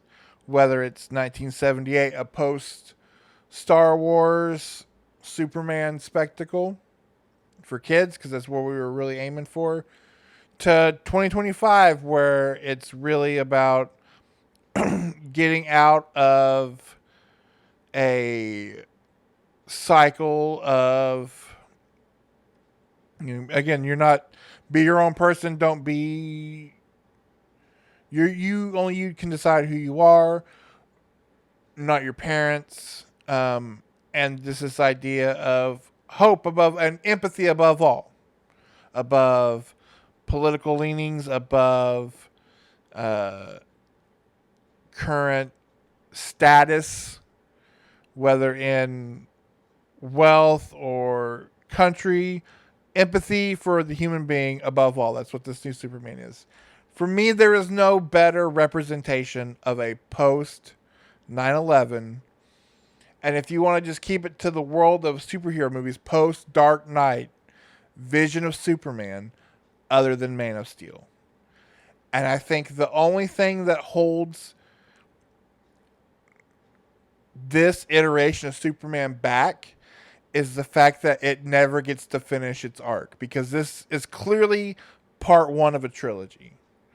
And I think you can see that second part, you can see that transformation happen in Justice League. And I think after Justice League, we were going to get what everybody wanted in that Superman. Unfortunately, you don't. And so you don't get, we can't judge it on that. But I think Man of Steel, as the opening act to this arc of a Superman who has to learn how to be Superman, it's one of the best. It's my number two. I have a crazy story that I saw about another Zack Snyder Jonathan Kent story we'll get to here in a second that is gonna blow your fucking mind. But I think Henry Cavill is a great Superman. I like the idea of Superman. It's for a movie that is so much. I have to look at what I wrote down. Um, I think it adds and detracts from Superman. I do not see this being why weirdly this movie and Superman in general is so much kind of used throughout whatever as like this Christ-like character when it was created by two Jews in New York City.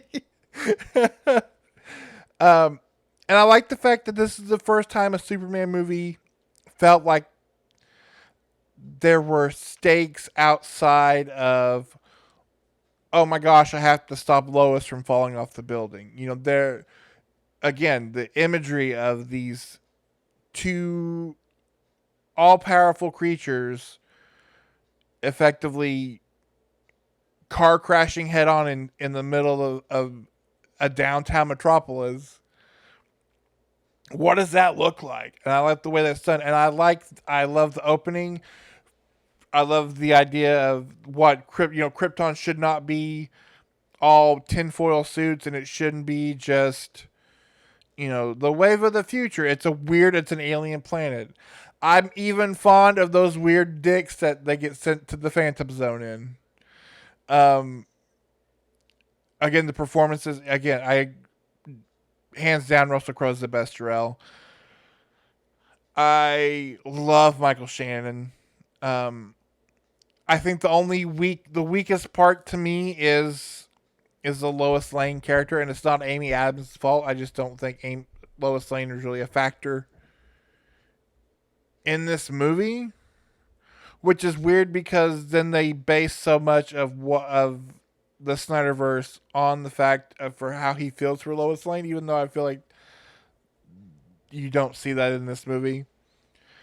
But as far as like a Superman movie, I'm going to go back to for years, and the Superman movie that can be truly like looked at and studied and so much taken from, I think it's Man of Steel at number two. All right. I appreciate that I said they're doing something different. Although Logan in the chat reminded me of something, the fate of Jonathan Kent, Kevin Costner's Jonathan Kent, who I like the cast. I do actually like that casting.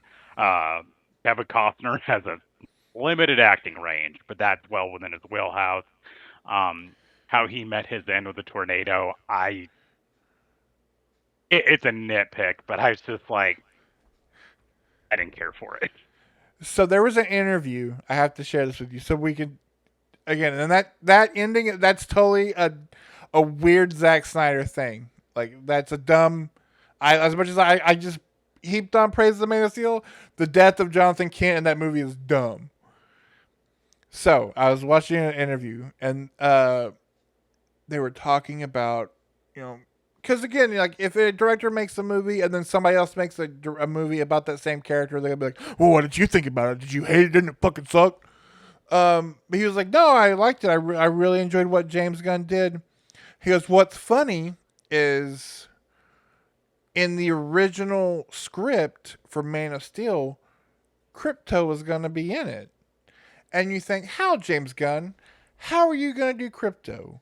Well, much like how he would have done Jimmy Olsen, at a flashback scene of Clark as a young boy, you see a little gravestone behind the old Kent farmhouse.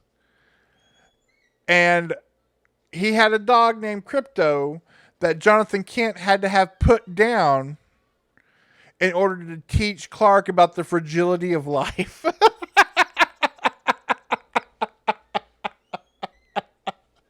Man, we are fortunate that did not make it into the movie. That's too dark. I'm gonna hug my dog a little tighter tonight. Yeah. I was just Oh, sitting there like my mouth agape, like, my God. that's too much, dude. Um, we went back. We reviewed Superman 2025. Refer back to earlier in this episode. Number one is Superman 2025 for a reason you stated of it gave me what I wanted in a Superman movie. I love Superman facing threat, larger than life threats. I love him working with other heroes. I think David Corn Sweat, while not the best Superman, is a really damn good one. He's number two in my book. A great cast of supporting characters. Um, a wonderful Lois Lane. It it was a fun movie. Uh, it was an inspirational movie in parts, and I enjoyed it. It's just it. I think it is the most fun Superman movie we've ever gotten. Even though I wouldn't say it's objectively the best, Superman 78 I think is still the king. Superman 2025 is at this point my favorite. So I mean, so clearly my number one is Superman the movie. I made my list like just off the top of my head without rewatching them. I made my list, and then I went to watch them and was moving accordingly. And so I kept waiting if one of them, because I just watched them in order. I was kept waiting on if one of them was going to move Superman out of that number one spot, and some got very close. Like I said, Superman 2025 for one viewing to hit number three. We could revisit this list in 5 to 10 years, and it could be very different at the top. Um, but just looking at it, you know, Christopher Reeves. When I think of Superman, he's what I see. When I hear, when people are like, oh, when I read a comic book, I hear Bruce Timm's voice as Batman. Not Bruce Timm, Kevin Conroy's voice as Batman.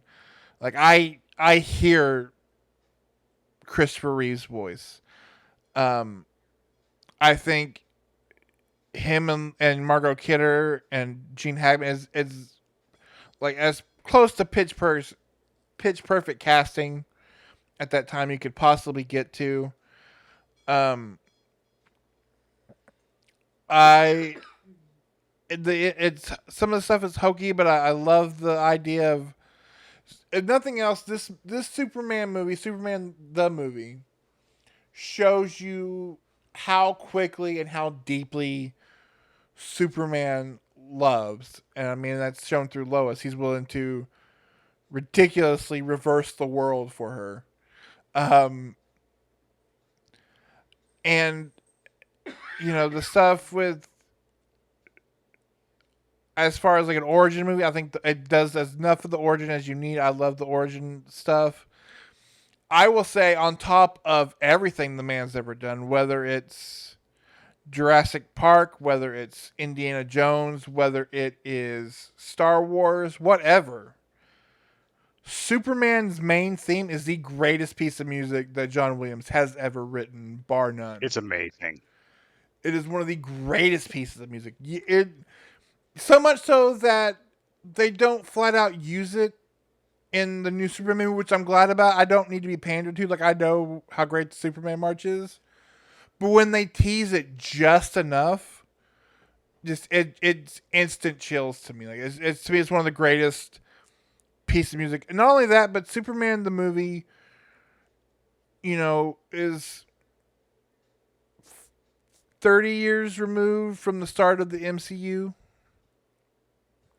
and yet almost every superhero movie between 1978 and 2008, and then everything Marvel has done since then, is built on the blueprint that 1978 Superman sets. Like everything, Iron Man, Hulk, Thor, every one of those movies, those first films, the blueprint is Superman 78. Of We owe it. how you introduce a character in a movie. It's a tremendous movie. It's still one you can watch with a sense of wonder. I watched the Siskel and Ebert review for Superman 78 back when it came out. They were blown away by it. Thinking of it in the context of the late 70s, the visual effects, the flying effects, I think they did a great with everything they had to work with. I think they did a wonderful job. It's one of those movies. It's easy to look back upon it here, 47 years later, and we're like, oh, it's kind of hokey. Putting myself in that time period, I can't. I would have been utterly blown away. And as is, I'm impressed by what they were able to technically achieve and how well it still holds up and how timeless Christopher Reeve's performance is. He is Superman, and he always will be.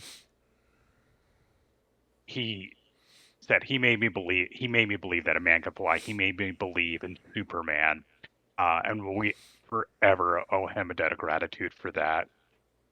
And you're right. It set the tone for everything that followed, and it's still one that's really hard to top. And like I have the 4K box set, so I watched it in 4K, and yeah, you can tell it's a blue screen. Yes, you can see where the things are being matted out and wires and so forth, but because of not only everybody else's casting and their what they bring to the movie, but again, what Christopher Reeves, who was essentially an unknown, like what he gives of this movie. Despite all of that, even now as a adult 40-year-old man watching this in the highest def possible, you are totally engrossed in it, and that doesn't matter. You are totally with Superman flying through the air, and it's a testament to the filmmaking, to everything, that you are totally with it, and you're instantly transported back to being a kid again. And I get and I got to give this too. And Christopher Reeves took this role so seriously. He put on almost 25 pounds of muscle to play this role. He wanted to fill out that Superman role. He put his heart and soul into this role.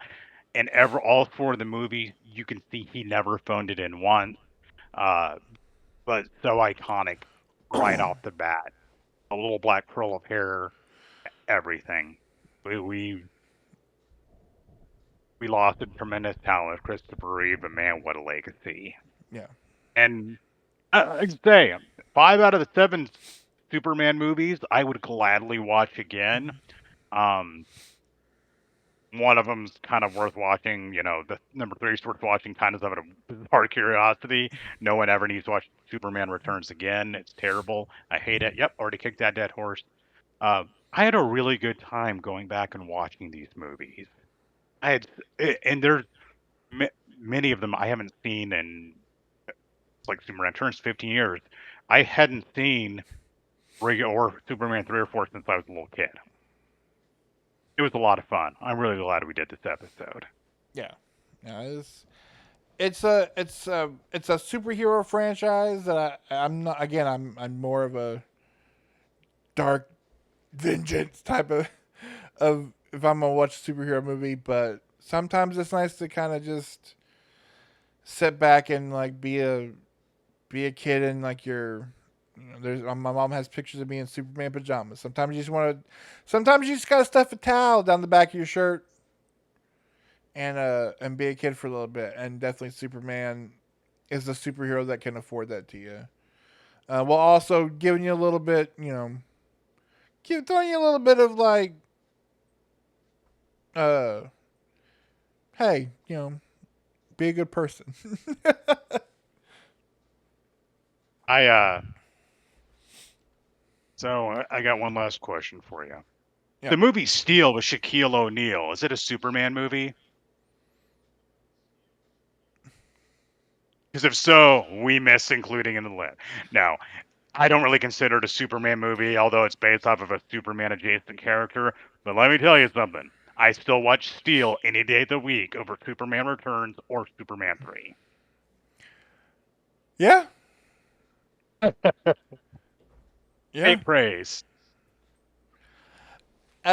Just to address into the comments here, um, you might as well be speaking whatever it is that Bradley Cooper is saying in this movie because I don't know what the fuck Demon Hunter Pop K is or whatever you're talking about, nerds. K-pop Demon Hunters. It's on Netflix. uh, well, this is a lot of fun. I enjoyed doing this. I'm really looking forward to next month because that's right. The train rolls on. Um, if you joined us late, we do this every single month here on our Twitch channel. For August, Nick and I are going to tackle a heated debate. Maybe the hottest debate of all time. What are the best and worst horror remakes? Now, we have both agreed, a gentleman's agreement, if you will, um, just so that you are all aware. We've both decided that knowing that more than likely our number one would be the same if this movie was left on the board, we have both agreed not to include John Carpenter's The Thing. Um, so it'll be more interesting to see what tops our best of list. But I'm also looking forward to discussing some really bad remakes.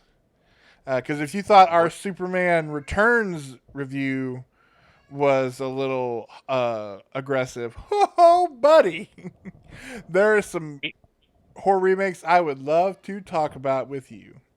We have some weird. It's going to get angry and real salty in here talking about some of these movies. Yeah, It, and I am here for it. I'm really looking forward to it. yeah. Ernest. So, like, is Ernest Scared Stupid in the Superman verse? I mean, are you saying it's a remake? I want to see that team up. Superman and Ernest versus Meteor Man. I'd watch it. Yeah, 100% watch that. Lex Luthor is played by that guy with the scrunched up beer face, and he pulls out a big old wad of kryptonite. To which Ernest replies, "Eee." What do you think gave Meteor Man his powers? A certain green rock from That's space. right. It takes place Oh, in the same universe. oh my God. Mind blown. Robert Townsend. Oh, you do know that this is a stupid nerdy. This is one of those like stupid things in my life that I'll go to my grave with. I know what you're And gonna that say. Go ahead. uh, you do know that the trolls in Ernest Scared Stupid were the clowns from Killer Clowns from Outer Space. It's one of those things you can't unsee it once you see it. And I never know. I ran across that fact a few years ago. Great use of those costumes. Let me Yeah. tell you, I love Ernest Scared Stupid. There may be a time down the road. I don't know. Like I don't know if it's gonna be like in the next year or so, but there may be a time where I would totally be down to just revisiting the cinematic universe that is Ernest P. Worrell. You know what? I think that would make for a fun episode where we could wear our vests and baseball caps and talked about Dr. Otto and the riddle of the gloom beam. Uh, Ernest goes to camp. Ernest saves Christmas. Ernest joins the army. There's so many possibilities. Yes, I'm in. Yeah, that would be an episode that would be so much fun that nobody would watch. Who the fuck is Ernest? Well, you see, kids. I know I've asked some people younger than me. It's like, oh, do you know who Ernest is? And they just give me this blank. The blank just sits there. So, When we were children, our role models growing up were giant man babies such as Ernest and Pee Wee. the kind Adult of men who things that really shouldn't be left that do not unsupervised.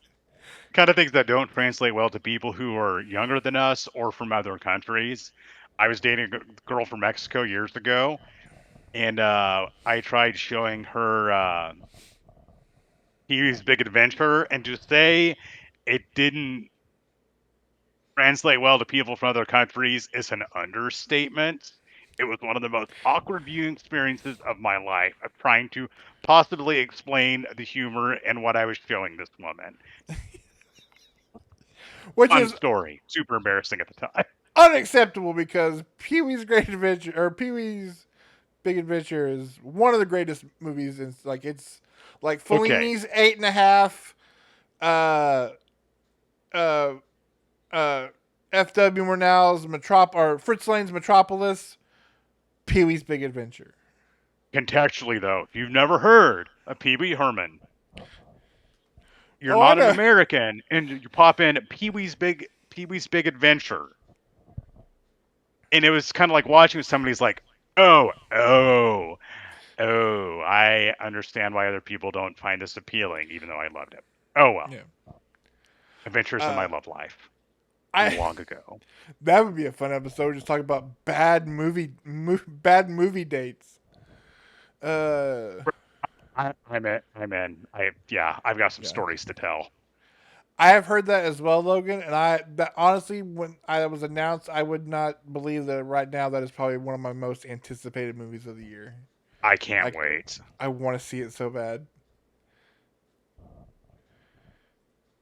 Logan, if you want to go see it with me, let me know. We'll make it happen.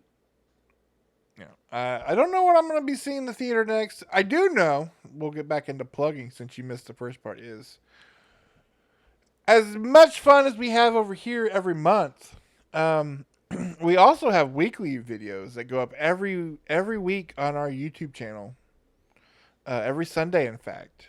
And starting tomorrow is our August theme month. It's our summer block party, and the theme of this year's summer block party is Staycation 2025.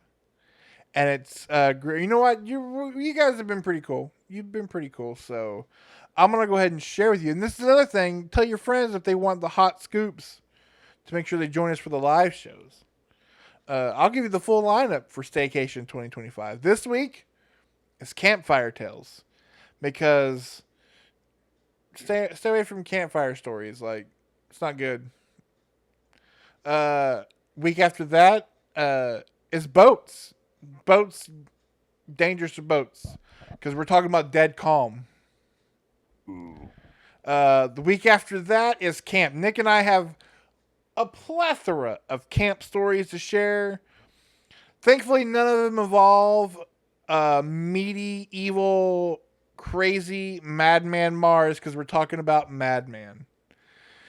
And then following that up with road trips. Don't want to do that because we're talking about Race with the Devil. Ooh. That's some And bangers then this month. ending the month of Staycation 25 is Why You Stay Home. You definitely do not. You stay at a 3-star or above. Do not stay at a roadside motel because we're talking vacancy. So What a know that killer lineup. by the time September rolls around, you will never want to leave your house again. Which is fine because it's like stupidly hot and humid outside.